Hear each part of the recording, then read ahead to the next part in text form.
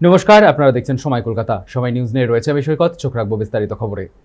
ধর্মতলায় ওয়াই চ্যানেলে প্রস্তুত ধর্ণা মঞ্চ। সেই মতো ধর্মতলায় সভামঞ্চ খতিয়ে দেখতে উপস্থিত হয়েছেন ভারপ্রাপ্ত জয়েন্ট সিপি রূপেশ কুমার এবং ডিসি সেন্ট্রাল ইন্দিরা মুখার্জি। ধর্ণা কর্মসূচিতে যোগ দিতে উপস্থিত হবেন মুখ্যমন্ত্রী মমতা বন্দ্যোপাধ্যায়। ভোটারদের ন্যায্য অধিকারের দাবিতে এই ধর্ণা বলে জানানো হয়েছে তৃণমূলের তরফে।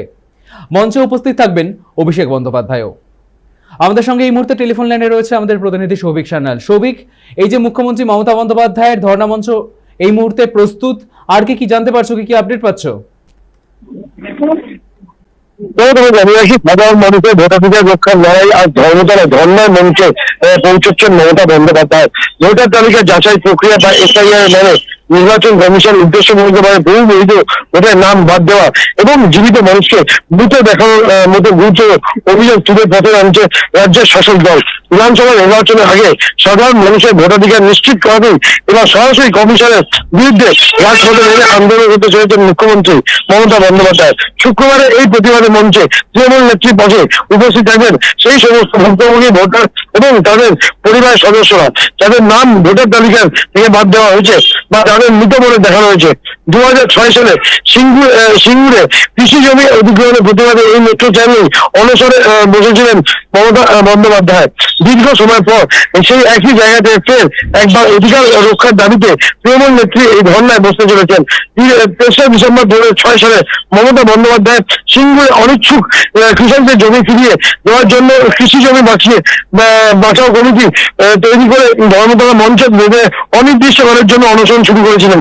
প্রায় 20 বছর পর নাগরিকদের ভোটাধিকারের জন্য এই অঙ্গীকার নিয়ে সামনে রেখে আবারও ঐতিহাসিক মেট্রো চ্যানেল ধর্নায় বেরোন মমতা বন্দ্যোপাধ্যায়। টানা 26 দিন অনশন করার পর ধর্না প্রত্যাহার করেছিলেন 29 ডিসেম্বর 2006 সালে। সেই একই মতে কিন্তু আজও আবার সেই ধর্নায় বসছে এবং এই ধর্না কতদিন চলবে সেই নিয়ে এখনো কিন্তু অনিশ্চিত রয়েছে। তবে সূত্র মারফত যে খবর, 10 দিনের মতো পারমিশন কিন্তু অলরেডি নেওয়া আছে।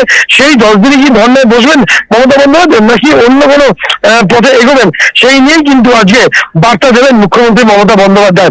পাশাপাশি কড়া নিরাপত্তার চাদরে গোটা ধর্মতলা চত্বরে কিন্তু মুড়ে ফেলা হয়েছে। আমরা দেখেছি কলকাতার জয়েন্ট সিভিক টাইম থেকে শুরু করে ডিসি সেন্ট্রাল থেকে শুরু করে প্রত্যেকটা উচ্চপদস্থ আধিকারিক তারা কিন্তু ঘটনাস্থলে আছেন এবং পরিদর্শন করছেন। মুখ্যমন্ত্রী মমতা বন্দ্যোপাধ্যায় ঢোকার আগেই তিনি কিন্তু পুরো জায়গাটাকে নজরে নিয়ে নিচ্ছেন। এবং পাশাপাশি তোমায় জানিয়ে রাখি যে কলকাতার নবনিযুক্ত নগরপাল সুপ্রতিম সরকার তিনি কিন্তু গতকাল সন্ধ্যায় কিন্তু পুরো জায়গাটা এসে পরিদর্শন করে গেছেন এবং কোথায় কোথায় ফাঁক ফোকর রয়েছে সেই সব বিষয় কিন্তু জানিয়ে গেছেন তার পুলিশ আধিকারিকদের। এবং সেই মতে কিন্তু আজকে সকাল থেকে কড়া নিরাপত্তার চাদরে মুড়ে ফেলা হয়েছে গোটা ধর্মতলা চত্বর। সৈকত, ধন্যবাদ সৌভিক। ধর্মতলায় ওয়াই চ্যানেলে প্রস্তুত এই মুহূর্তে ধর্ণা মঞ্চ। উপস্থিত থাকবেন সেখানে মুখ্যমন্ত্রী মমতা বন্দ্যোপাধ্যায়, পাশাপাশি উপস্থিত থাকবেন অভিষেক বন্দ্যোপাধ্যায়ও। ভোটারদের ন্যায্য অধিকারের দাবিতে ধর্ণা বলে জানানো হয়েছে তৃণমূলের তরফে।